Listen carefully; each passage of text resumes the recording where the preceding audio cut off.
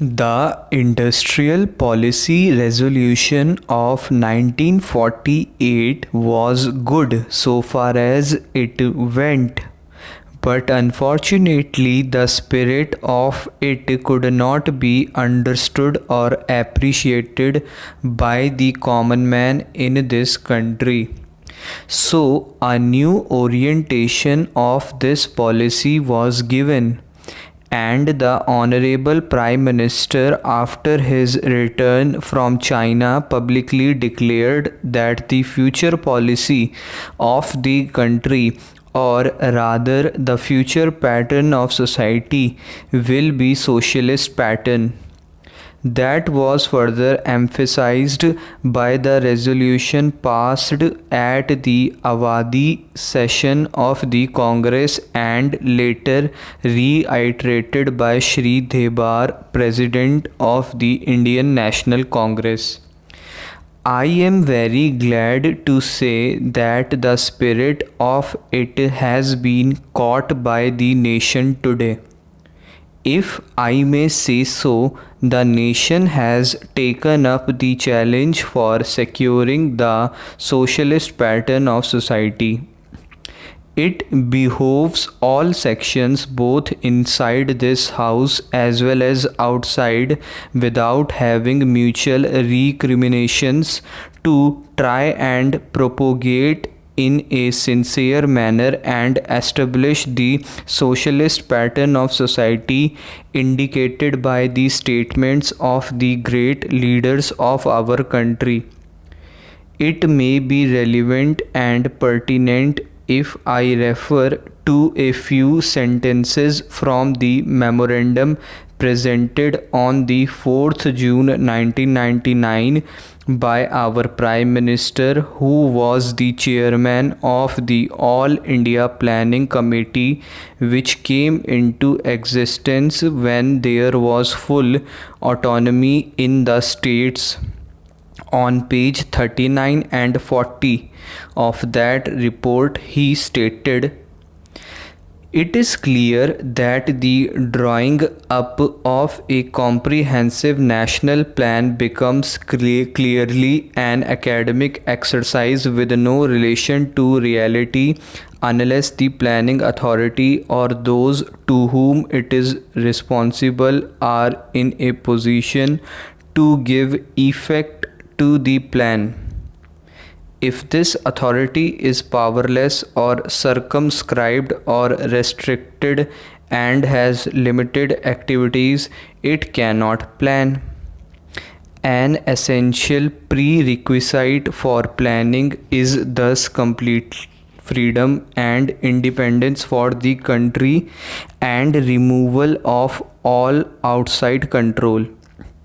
This implies that the country possesses in itself full sovereign authority to take any measures, adopt any policies, and form any relations with other countries as may seem best to its governing authority in the interests of the country and its people.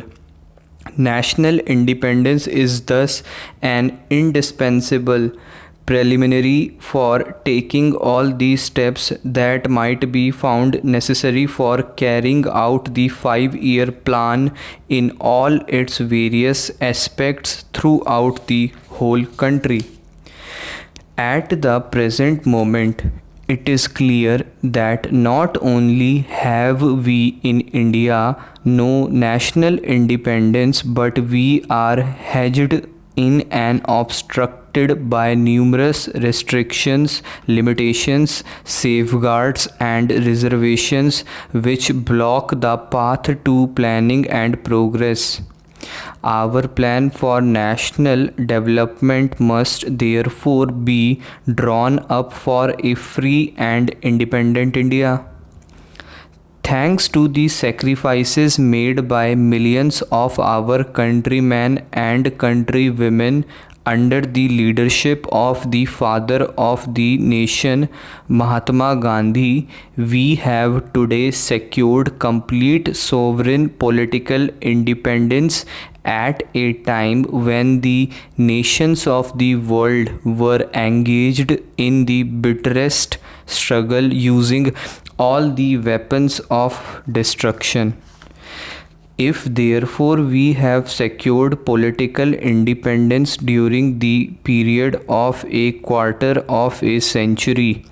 it should not be difficult, especially when we are today masters in our own country, to secure a socialist pattern of society as has already been indicated. But it requires the assistance, the propaganda, the active work of all those who are interested in this. I am sure so long as my honorable friends, the minister, the deputy minister, and the other minister who represent the commerce and industry ministry can give us an assurance that the capitalist pattern would be avoided, some of us who believe in a cent% socialist democracy give an undertaking that certainly totalitarian policy will not be introduced in this country, because we have believed all along during the fight that we have given to the British government when we secured political independence that we shall try to maintain democracy undiluted and a socialist democracy at that.